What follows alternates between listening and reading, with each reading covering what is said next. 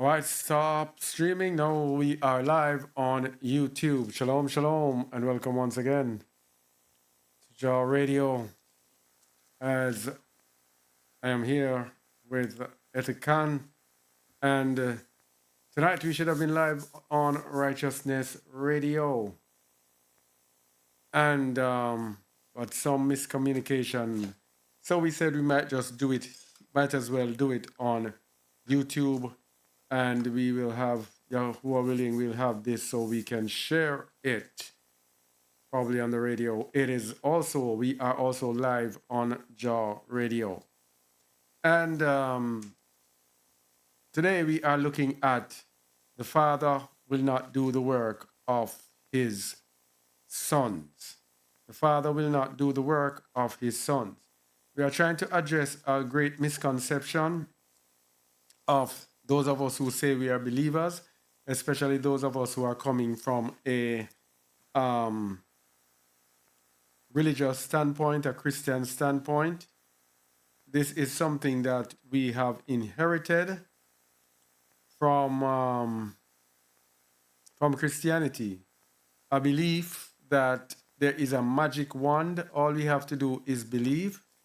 As a matter of fact, that is what many of us were taught, that all we have to do is believe and we are saved. Now, what we want to show you is that there is more to it than that, because we do not want to be here sitting, waiting, hoping for Hamashiach to return, as many of us are, waiting on Hamashiach to return, and we are not ready. The Father will show some of his children their deficiencies, so they have time to work on it. But to some will not be shown. And these will have a surprise. And it has been our experience of how deep and how demanding and how difficult righteousness and perfection actually is. So we know how difficult it is, so we want to impart on people to take away this notion, this trick that they gave us in religion, that it was easy. They gave us the easy button because they wanted us to feel comfortable in religion so that they can actually profit from us being in religion. If the truth was told that it was so difficult, there would be a very few. It's stuck? Okay. If the truth was told in religion, there would be a very few people who would be following the way of truth, because many people will run away when they realize how difficult it is and get frustrated and just give up and go back into this world. But the religious do not want this because they profit from our people coming out of going into their religions. So one of the tricks that they gave us, the Father will not do the work of his Son. So that we'll go to the books of the Nazarene. This is where our verse comes from.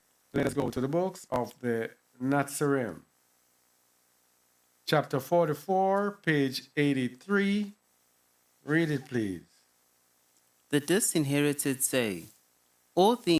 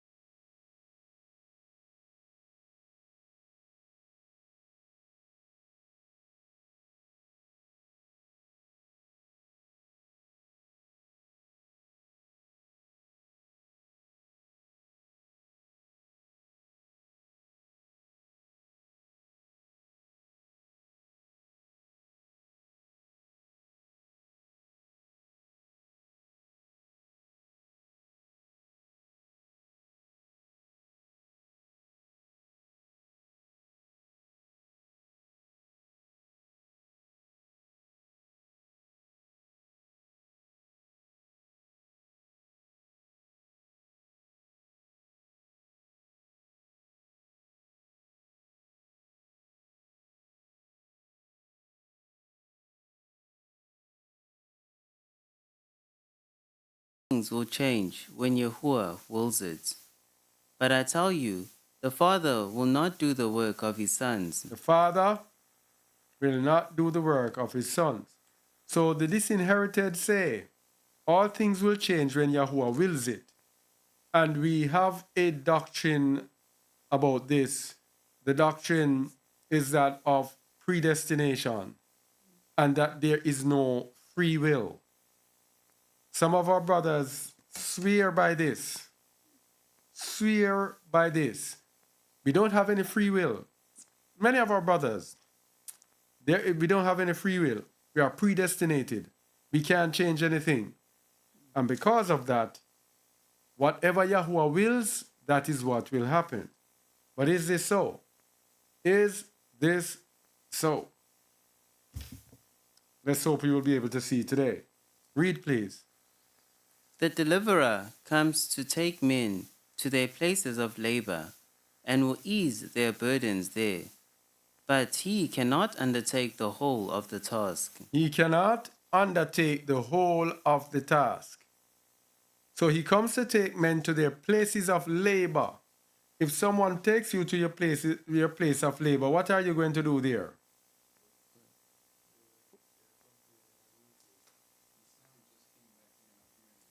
Oh, that it's glitchy. I think probably because the other I wonder if the other internet is on.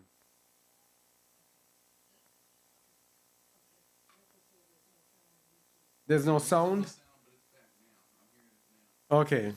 All right. Sorry about that if you're having problems, but I don't know what to do sometimes with this internet. So if someone come to take you to your place of labor, what are you going to do there? Work. Yes? You see why the rock is telling us to work. You see it? What are they? We didn't even think about it. This is our place of labor. Work. Read it again, please. Wow. The deliverer comes to take men to their places of labor and will ease their burdens there. But he cannot undertake the whole of the task. You see it? We have to do what we have to do. Yes? So he will take you to the place of your labor, but you have to labor. He will ease your burden because the burden would be heavier without him, but he cannot do all of it. Continue. He will initiate the rule of Elohim, but cannot force it upon men. This is where you see free will right there. You see free will. He cannot force it upon men. Men have free will to choose. Continue. He will teach them to judge the underprivileged justly and to deal harshly with the arrogant. So you see this now. This is another thing here. Because there are people online who do not understand how you deal with people. If people are arrogant, you're not going to deal with them the same way with the underprivileged, the humble, the blind, the lame, the dumb. You can't treat them the same. It says to deal harshly with the arrogant. These are the proud people. So when people come proud to you, you have to deal with them harshly. Man, this is another message because someone wrote today that we must not call out other groups. Now, most of the time we don't call other groups. We just call it Hebrew Israelite or Christian. On a rare occasion, I might call one or two. Only two groups I can remember really calling more than once. But generally, it's Christianity or Hebrew Israelite. So he was saying that you must not call out people, that it is love to talk to people nicely. But you go and call to people nicely, and what you get is pride and arrogance. They mock you, they do everything like that. So our people are listening to these people. What do we have to do? We have to tell people, please, please, try not to be caught up with these people because you try to reach them, they don't want to hear. Your people are going to hear, they are going to be what? Blindly led by the blind. How can you allow your people to be led by the blind by you being nice to the arrogant and the proud? To deal harshly with the arrogant. Continue. The rich will be? The rich will be less rich, and the poor less poor. He will point the feet of men towards the path of perfection, but cannot carry them along it. Men will have to do what they have to do. Yes? So when you hear Christianity, because this was really, Righteousness Radio, I think it is based in Nigeria. There's a heavy influence in Christianity. This was really catered to there, where there's a heavy influence of Christianity. When they tell you that all you have to do is believe in Jesus, yes? All you have to do is believe in Jesus. All you have to do is declare him, and you are saved. That is wickedness. That is why you need books like Books of the Nazarene. Why do you think they don't want you all to read these books as Christians? Because when you read these books, your eyes will be opened. So guess what?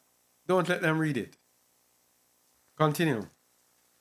Earthly kings can drive men to fulfill their tasks, but no one can be driven along the path to splendor. You see, he began by saying that, where is it?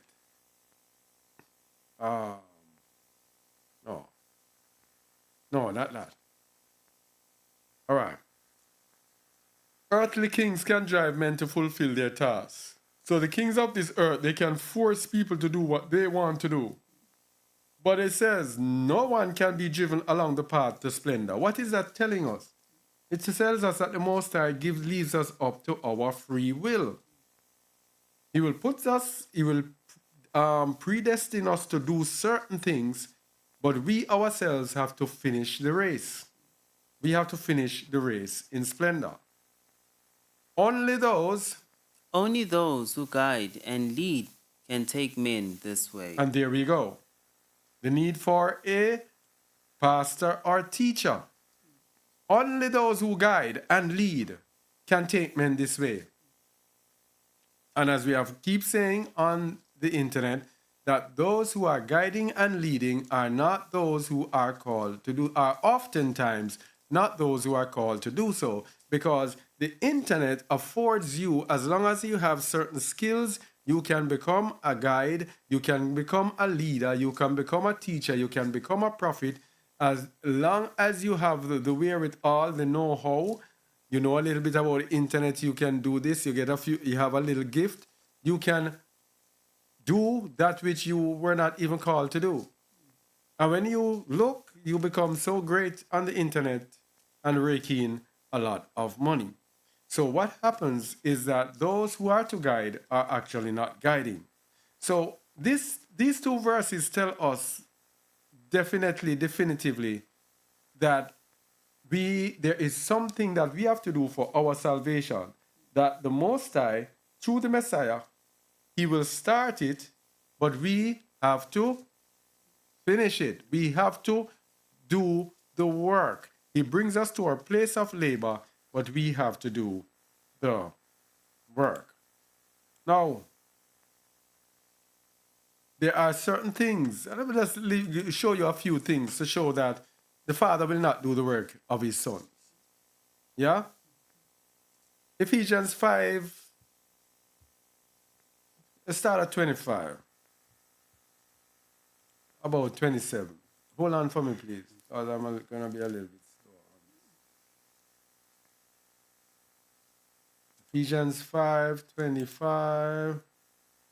I have to switch this. Go ahead, please.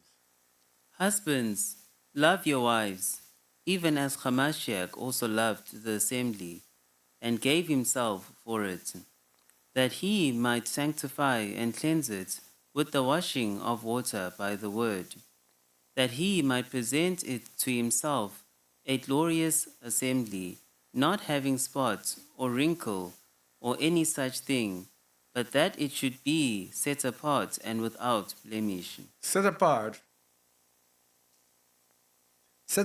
and without blemish. Now, if the assembly is to be set apart and without blemish, what about the people who are in the assembly? Are they to be blemished? No. We have to walk in perfection before the Most High. So we cannot walk in perfection if we just sit back and say, Yahuwah will do this or Yahuwah will do that. 2 Peter 3, verse 14. So far it's lagging behind. Yeah, 2 Peter 3, verse 14. Wherefore, beloved, seeing that ye look for such things, Look, what are we looking for? Verse 13. nevertheless, we, according to his promise, look for new heavens and a new earth, wherein dwelleth righteousness. Wherefore, beloved, Seeing that ye look for such things, be diligent that ye might be found of him in peace, without spot and blameless. Without spot and blameless. So how can you be found without spot or blameless if you just continue just living your life like that? You have to try to strive to be blameless and without spot. It's as simple as that. So